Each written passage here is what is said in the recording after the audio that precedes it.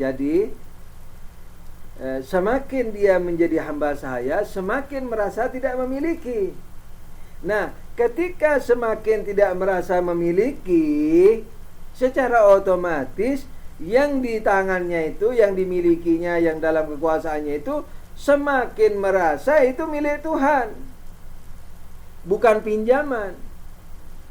Kalau sebelumnya kan rahmat yang diberikan kepada kita, yakni diberikan kepada kita, dan kita syukuri, alhamdulillah, ya kita sudah ahli surga itu, tidak ada masalah. Tapi sekarang ini naik, jadi dari takwa biasa naik menjadi apa? Menjadi merasa tidak memiliki. Jadi merasa masih milik Tuhan, sebagaimana memang begitu hakikatnya. Tapi sebelumnya dia belum menjadi hamba sahaya yang di atas standar, maka dia masih merasa memiliki. Sekarang dia menjadi hamba, budak, jadi tidak memiliki apa-apa. Jadi apa yang ada di hadapannya milik Tuhannya. Karena itu semakin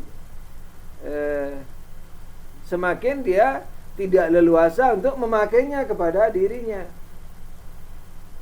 Dan kalau memakainya kepada dirinya dan keluarganya, betul-betul hanya karena perintah Allah, bukan karena kesukaannya.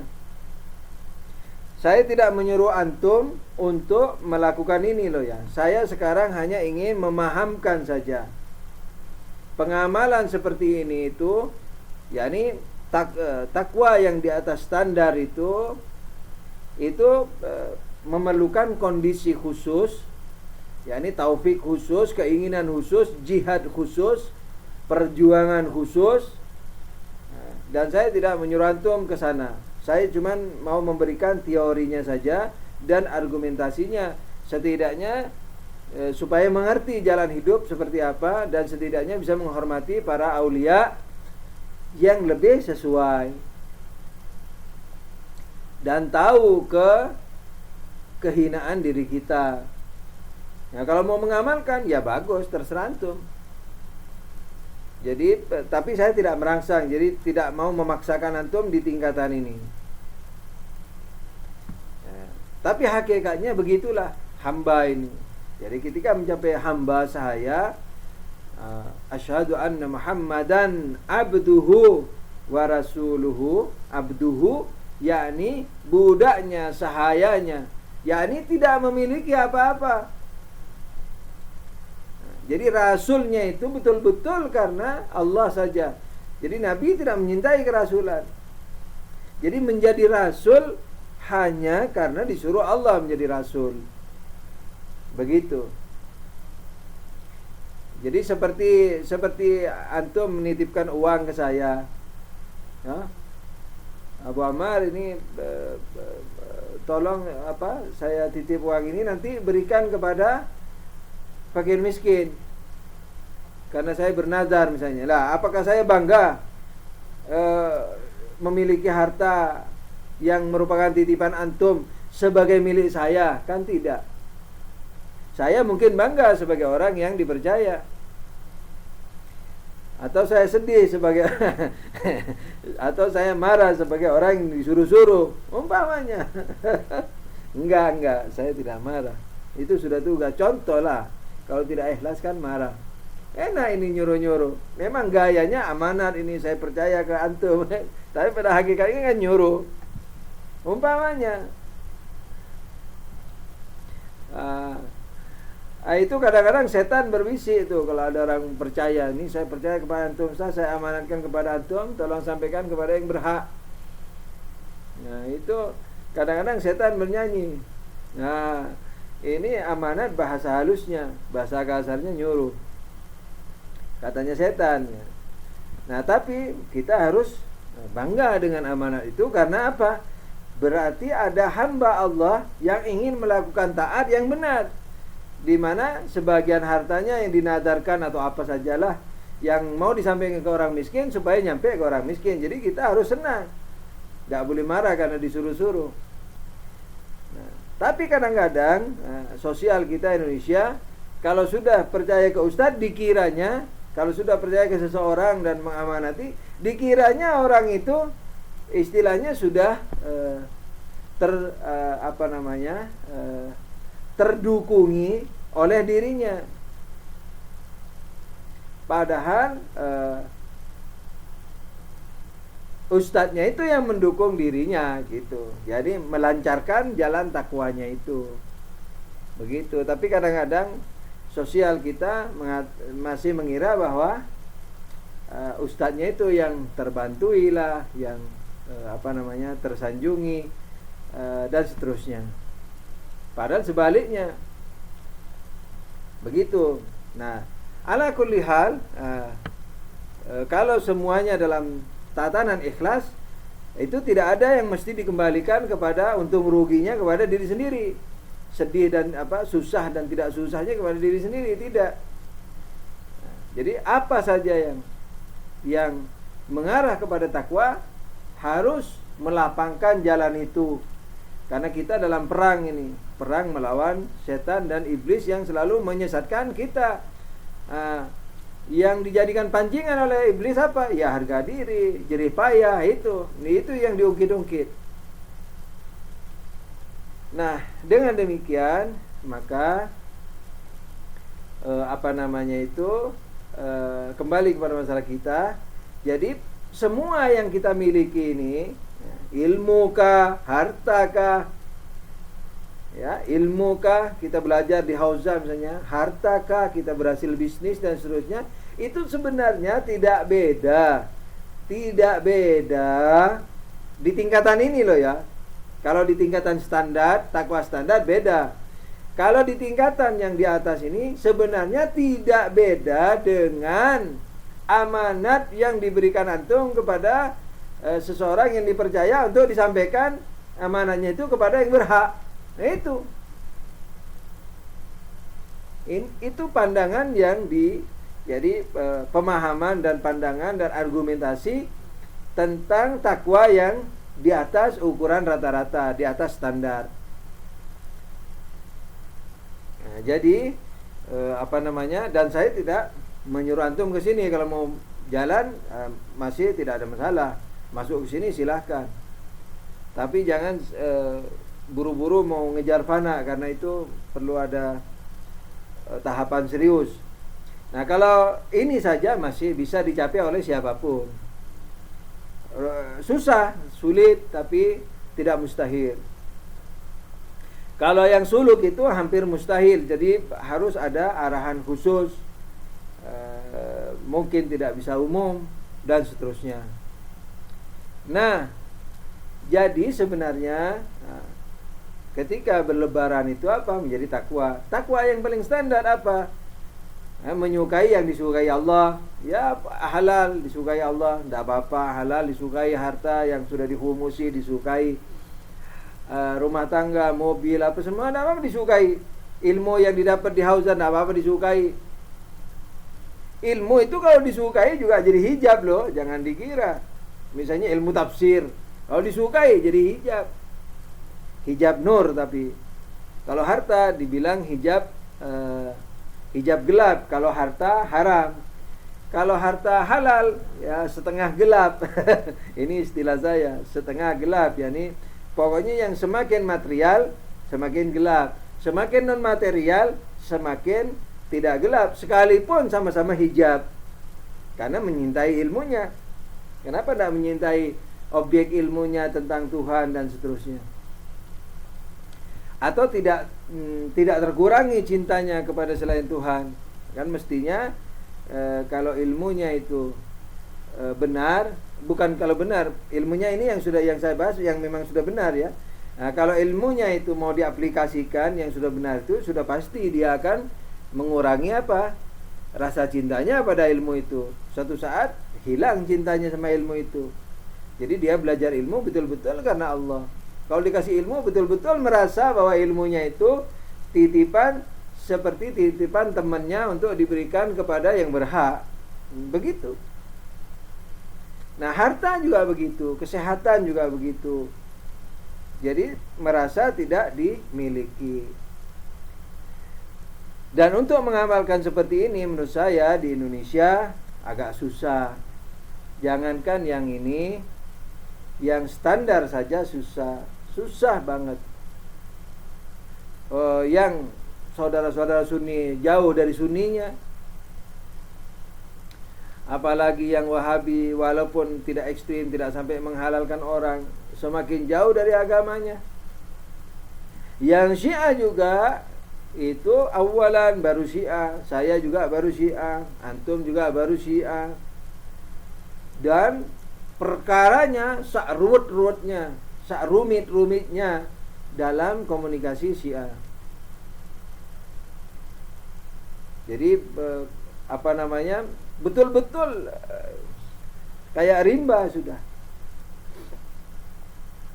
Jadi tidak fokus dengan tauhidnya, dengan secara zahiriyah lah ya. Saya tidak mau memfitnah. Tidak fokus dengan aplikasinya, dengan marjaiyahnya, dengan wilayatul faqihnya. Pokoknya pemahamannya sendiri-sendiri, fokusnya sendiri-sendiri. Itu yang saya katakan tidak fokus. Jadi tidak fokus pada satu setidaknya kesepakatan, setidaknya kepada kesepakatan nilai-nilai yang bersifat global, general, umum, kayak begitu. Nah, sallu ala nabi, Allahumma salli ala Muhammad wa ali Muhammad wa ajil farajahum. Jadi kalau di Indonesia bisa mencapai yang standar itu saja, itu sudah mukjizat. Betul mukjizat. Jadi kalau antum dan saya berhasil mencapai tingkatan iman yang baik dan fikih yang baik, itu sudah top. Tapi jangan merasa ngetop lah di akhirat ya. Maksudnya di Indonesia top. Dan untuk bergaul dengan Syiah yang selain Indonesia, kita harus merendah, sama sekali harus sangat-sangat harus merendah. Tidak boleh mengangkat kepala kalau perlu, nunduk terus, malu. Itu. Karena di tempat lain orang menyambut mati dengan indah, dengan bahagia. Seperti berperang melawan Israel, melawan serangan Wahabi, menyambut mati dengan indah, bahagia. Air yang dibawanya tidak diminum selama belum jatuh, karena ingin mati syahid dengan bibir yang kering. Nah, kita masih katanya guru saya dulu, itu kan di Iran. Kalau di Indonesia mau cari 30 orang saja yang mau pingsan saja tidak ketemu. Begitu. Nah, kita ini masih bicara humus. Humus saja, orang berhumus saja itu sudah merasa wali. Padahal itu humus bukan hak dia, hak orang, itu memang harus diberikan. Kalau diambil pencuri. Jadi orang yang berhumus itu sudah bertakwa, tapi belum nyumbang orang loh. Jangan dikira nyumbang. Humus itu bukan sumbangan. Zakat bukan sumbangan. Itu hak orang lain yang sudah ditentukan Allah Subhanahu wa ta'ala. Memang berhumus dan berzakat dapat pahala. Pahalanya besar, ya pahala taat. Tapi jangan sesekali mengira itu sumbangan. Itu memang haknya, pajaknya, itu hak orang, bukan sumbangan. Nah, jadi kita di Indonesia itu masih dalam penataan batu-batu, istilahnya bangunan di tingkatan batu-batu awal. Kalau kita bagus bergeraknya sekarang, memahami dan aplikasinya bagus sekarang, insya Allah untuk cicit kita yang ketiga misalnya sudah semakin baik. Kalau kita salah melangkah sekarang, muter terus seperti yang sekarang kita hadapi orang Syiah di Indonesia. Jadi nanti 100 tahun lagi, 150 tahun lagi ya begini terus. Ada yang begini, ada yang begitu, beda-beda. Nah, beda itu bukan keburukan. Yang saya maksudkan beda di sini adalah Jadi kita di Indonesia ini masih batu-batu awal. Jadi kalau kita bicara misalnya humus dan zakat, nah itu bagi yang melaksanakan humus dan zakat itu sudah merasa menyumbang Islam, dan itu tidak ada masalah karena perasaan itu tidak dibuat-buat. Tapi perlu diketahui bahwa itu hak orang lain, bukan hak kita lagi zakat sama humus itu. Jadi kalau membayar zakat dan humus baru tidak mencuri harta orang. Nah, begitulah.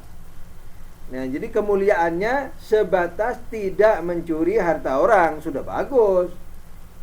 Bukan pencuri kan sudah bagus. Pahalanya besar karena Allah lagi. Gitu. Nah, tapi belum ke tingkatan jihad fisabilillah, menyumbangkan harta, nyawa dan seterusnya, itu belum masuk bab itu. Ya, kalau tempat lain sudah masuk jauh ratusan tahun yang lalu. Begitu. Jadi maksud saya, mengapa saya mempoinkan ini, itu supaya tidak muncul suatu perasaan dalam diri kita bahwa kita kalau sudah melakukan kebaikan itu sudah kebaikan untuk Allah, kebaikan untuk misalnya telah jadi jangan buru-buru telah meyakini menyumbang sabilillah, menyumbang Allah Subhanahu wa taala menjadi penolong Allah. Kita belum, dan kita wajib menolong Allah untuk menolong diri kita. Allah tidak belum minta tolong. In tansurullah yansurkum. Jadi kalau kalian menolong Allah, Allah akan menolong kalian. Menolong kalian yakni di bab rahmat, ampunan, kasih sayang. Jadi semakin kita berkorban, semakin menyintai Allah. Kalau kita di alamnya di Indonesia, kalau menyumbang menunggu ganti dari Allah, katanya semakin banyak gantinya nanti. Itu budaya yang memang sudah rusak. Kan saya sudah bilang, biar saudara Sunni juga sudah jauh dari ajaran Sunninya itu. Jadi coba lihat umumnya orang kalau menyumbang tuh, lihat. Iya, nanti kan diganti sama Allah. Coba kalau diomongkan gini, oh kamu nyumbang ya? Iya. Oh alhamdulillah, pahalamu itu tidak bisa dibanding dengan seisi alam ini. Jadi 5.000 rupiah itu pahalanya tidak bisa dibanding dengan alam ini. Kan enak. Bukan dibilang tidak apa-apa Ji, nanti kan diganti lagi sama Allah. Itu budaya yang sudah menurut saya terlalu jauh. Dan itu budaya loh ya, bukan omongan sekali dua, budaya. Nah, merubah budaya ini tidak mudah. Merubah budaya tidak mudah, harus bersama-sama. Saya, Anda, dengan segala kekuatan. Yang punya kekuatan ilmu agama dengan ilmu agamanya, yang punya kekuatan ilmu teknik dengan ilmu tekniknya, yang punya kekuatan tenaga kasar, yakni tenaga badani, dengan tenaga badaniahnya, itu harus diinfakkan. Yang punya harta juga begitu. Jadi harus bersama-sama, itu tanggung jawab bersama-sama. Gitu. Nah, itu baru jihad fisabilillah. Jadi selain tidak jadi pencuri, menjadi pejuang di jalan Allah Subhanahu wa taala. Belajar ilmu juga tidak mudah. Mungkin lebih sulit dari cari uang kali ya. Apalagi misalnya udah ngapalin berbulan-bulan, tidak lulus ujian. Dan kalau agama setelah lulus itu tidak boleh dilupakan lagi. Tidak kayak dulu waktu kita SMP, SD, SMP.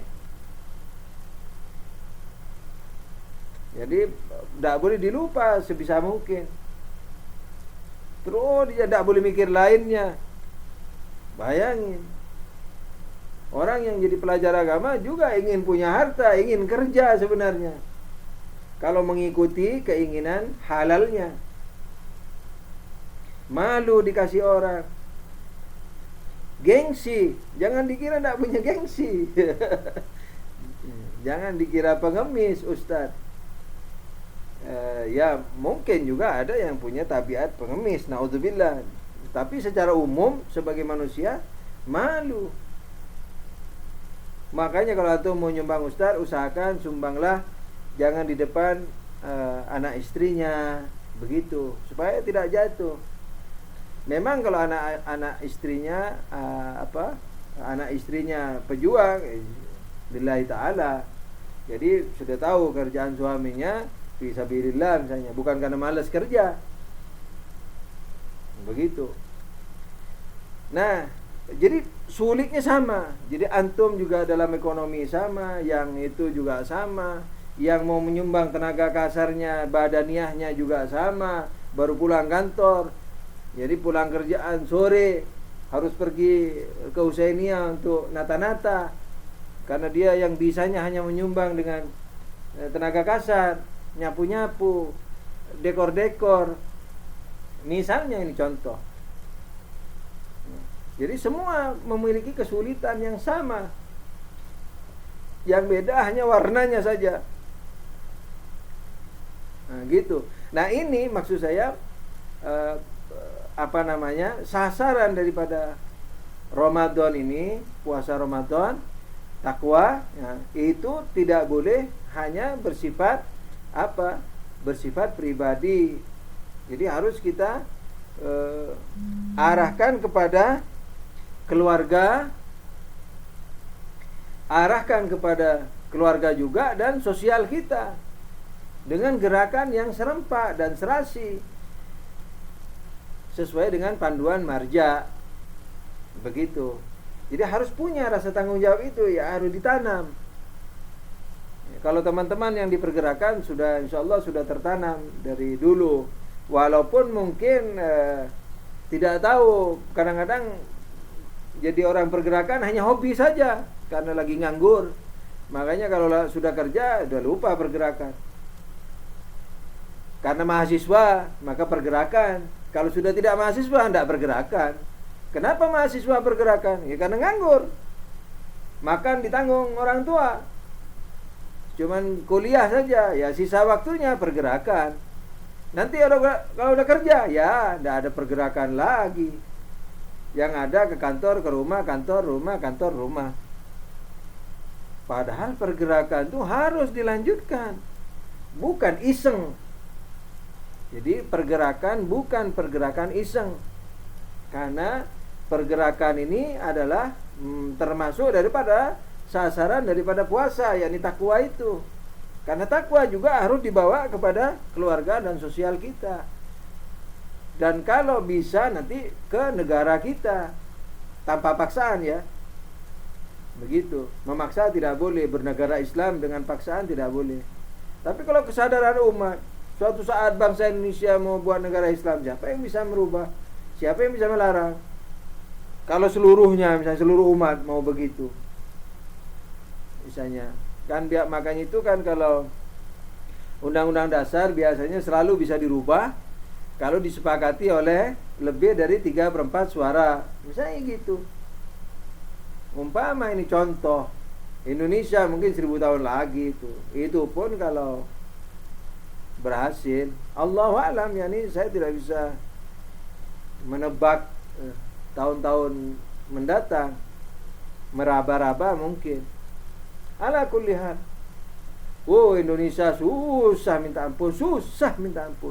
Mau menata pahamannya aja dulu, untuk disampaikan ke keluarga aja sudah susah. Apalagi ke sosial. Apalagi nunggu aplikasinya dan menyeluruh. Kalau bukan karena rahmat Allah dan larangan Allah untuk putus asa, maka saya sudah tidak menghayal apa-apa tentang Indonesia. Hancur. Gitu. Nah, jadi karena Allah melarang putus asa, dan takwa ini sasaran daripada puasa, dan takwa ini adalah yang aplikatif, ya, termasuk yang berkeluarga, yakni tersalurkan kepada keluarga dan sosial tanpa paksaan, dengan contoh, dengan nasihat yang baik dan seterusnya, tanpa celaan juga. Jangankan paksaan, celaan haram. Mencela saja haram. Bayangin tuh. Islam betapa hebatnya. Kokoh dari Allah lagi disaingi dengan selain dari Allah, budaya dari selain dari Allah. Allah pun melarang mencela lagi. Bayangin. Nah, ini dahsyatnya Islam. Nah, pemahaman ini kepada diri kita aja masih ruwet. Nah, kita ini masih ruwet karena kita besar dalam budaya seperti itu. Apalagi untuk keluarga dan sosial, lebih parah lagi. Tapi karena tidak boleh putus asa, maka apapun yang bisa kita lakukan, bahasan, diskusi, dan seterusnya dengan diusahakan aplikatif sendiri, pribadi, tanpa memaksa siapapun, walaupun keluarga, maka itu merupakan kewajiban. Dan pahalanya tidak beda dengan yang berjuang di Libanon, di Yaman, di mana saja yang diserang oleh kafirin, di Palestina, yang diserang oleh kafirin atau yang diserang oleh pengkafir, yakni Wahabi. Tidak beda insyaallah juga pahalanya dengan yang berjuang bersama, berjihad bersama Nabi sallallahu alaihi wasallam. Tidak beda insyaallah pahalanya dengan yang berjuang dengan Imam Husain di Karbala. Sudah tentu ya, saya tidak mau merendahkan yang di Karbala itu memang spesifik, karena ribuan mereka itu tadinya. Dan Imam Husain mengatakan, kalian pergilah, saya halal, dan saya tidak akan menuntut kalian, dan kalian halal. Jadi dihalali oleh imamnya kalian, asalkan tidak mendengarkan jeritan saya dan gemerincing pedang. Kalau mendengar jeritan saya, maka tidak ada gunanya kehalalan saya, maksudnya kehalalan Imam Husain alaihissalam. Allah akan murka. Tapi kalau kalian pergi sekarang, pergilah. Jadi banyak yang pergi itu. Bahkan yang sampai ke Karbala itu kalau nggak salah masih ribuan. Imam Husain menyuruh pergi, kalau nggak kuat pergi, jauh-jauh pergi, dan saya halalkan kalian. Begitu. Nah, suruh pergi. Yang tidak pergi cuman keluarga yang 23 kurang lebih, yang lakinya ya, yang perempuannya semuanya ada dari keluarga-keluarga ini, termasuk sahabat Imam Husain yang terdiri dari 72 orang.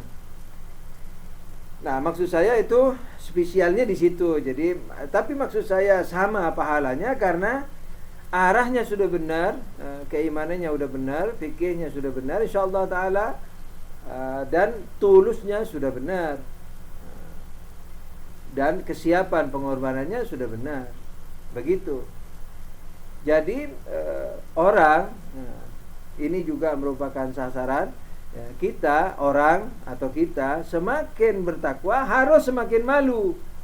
Jadi jangan semakin merasa jadi wali. Begitu, semakin kaya semakin malu, semakin pintar agamanya, ilmunya harus semakin malu. Gitu bawaannya, bawaan ilmu yang benar, bawaan harta yang benar, begitu semakin membuat kita malu. Semakin takut lagi. Kalau ada tetangganya yang tidak benar, jangan sampai saya yang salah itu.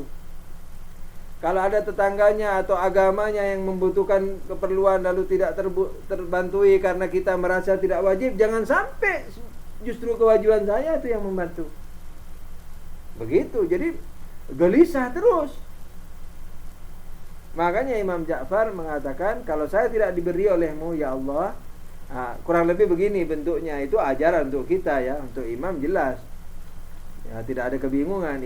Imam alaihissalam mengatakan kurang lebih begini, ya Allah, saya tidak tahu mana yang harus kusyukuri lebih, mana yang harus lebih kusyukuri. Dikala aku sehat atau dikala aku sakit. Kalau sehat, aku dapat melakukan perintah-perintahmu. Kalau aku sakit, aku dimaafkan olehmu, dan pahalanya tetap ditulis olehmu. Atau di tempat lain Imam Ja'far alaihissalam kurang lebih mengatakan, ya Allah,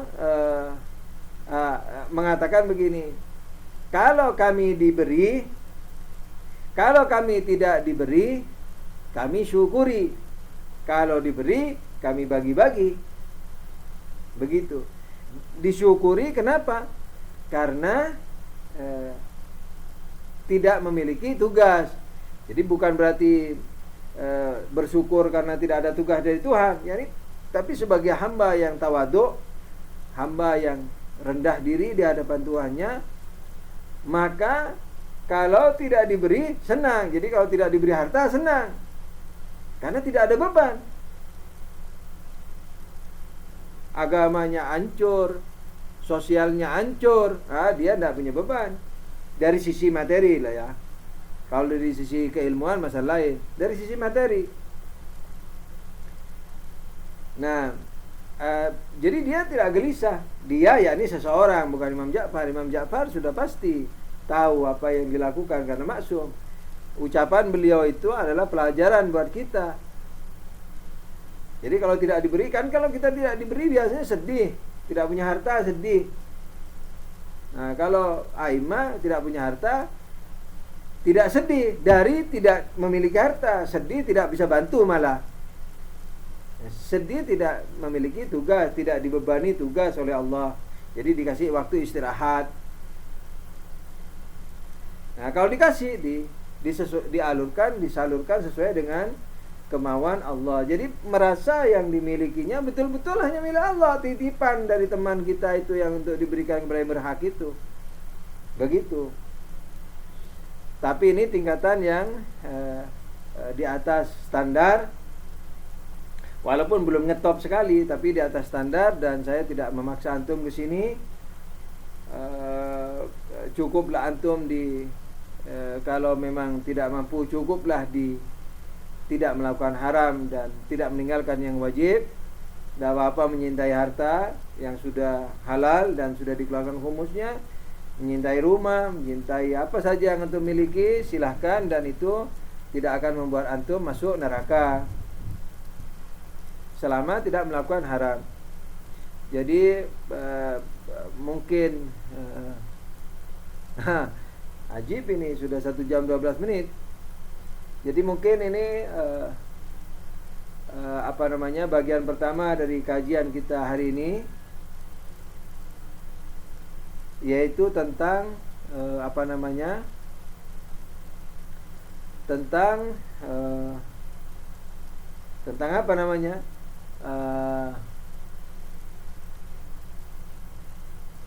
tentang lebaran kita, yakni tentang hari raya kita yang diminta oleh teman-teman Jakarta. Sekali lagi, ketaatan tidak dibutuhkan Tuhan, sekalipun ketaatannya itu dalam menyanjung Tuhan, menyembah Tuhan, itu tidak dibutuhkan oleh Tuhan. Semuanya itu untuk kita sendiri, karena mengakui kebenaran itu kebaikan buat kita. Kebenarannya tidak diuntungkan. Tuhan Maha benar, kita mengakui itu, kita mengimani, kita menaati itu, berarti kita menuju kebenaran. Jadi kebaikan untuk kita, bukan kebaikan untuk yang Maha benar.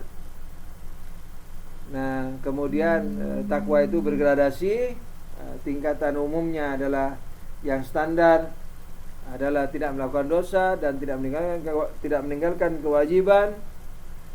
Untuk setingkat di atas standar, itu mencapai kehambaan, kehamba-sahayaan, ketidakpemilikan.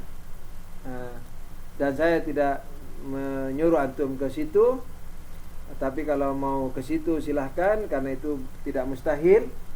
Tapi jangan melebihi itu dulu, karena itu harus untuk menuju fana dan seterusnya, itu perlu kepada bimbingan khusus, pendasaran khusus dan seterusnya. Jadi antum berjuanglah dulu di tidak dosa dan di tidak meninggalkan kewajiban. Belajar fikih ini diantaranya salah satunya. Nanti kita akan tahu mana apa-apa saja yang wajib dan apa-apa saja yang haram. Untuk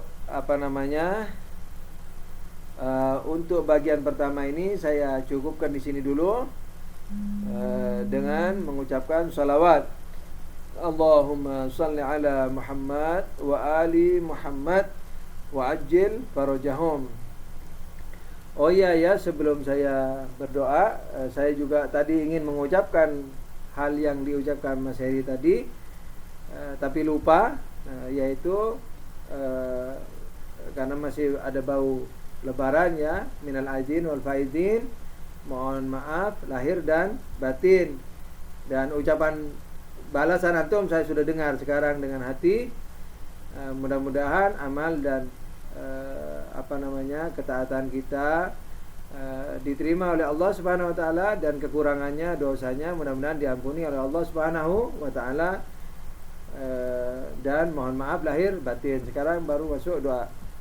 Ya Allah, ya Tuhan kami, ampunkanlah dosa-dosa kami, kedua orang tua kami, kakek-kakek dan nenek kami, guru-guru kami, mukminin mukminat, al-ahya minhum wal amwat. Ya Allah, lindungilah kami dari segala keburukan dunia akhirat, keluarga kami, guru-guru kami, mukminan mukminat, para ulama, para maroje, khususnya rahbar tercinta. Ya Allah, rahmatilah keluarga kami yang telah meninggalkan kami, kolega-kolega kami, guru-guru kami, mukminat mukminat, para ulama, para maraji, khususnya Imam Khomeini. Ya Allah, ya Tuhan kami, lindungilah segala muslimin dari kejahatan kafirin atau dari kejahatan pengkafir. Ya Allah, kembalikanlah keburukan mereka, yakni keburukan kafirin dan pengkafir ini, kepada diri mereka sendiri, dan jayakanlah Islam dan muslimin yang berjuang di jalanmu, dan terutama yang berjuang dan tertindas oleh musuh-musuhmu. Ya Allah, cepatkanlah datangnya Imam Mahdi alaihissalam, sampaikanlah salam kami kepada beliau, dan jadikanlah kami syiah beliau yang diterima beliau dan diterima oleh Engkau, dan jadikanlah beliau imam kami yang menerima kami, yang memaafkan kesalahan kami dan menerima kami, mencatat nama kami, mensyafaati kami di dunia dan di akhirat, dan kalau bisa ya Allah mengangkat kami menjadi pembela beliau. Amin ya rabbal alamin. Wabillahi taufiq wal hidayah. Wassalamualaikum warahmatullahi wabarakatuh.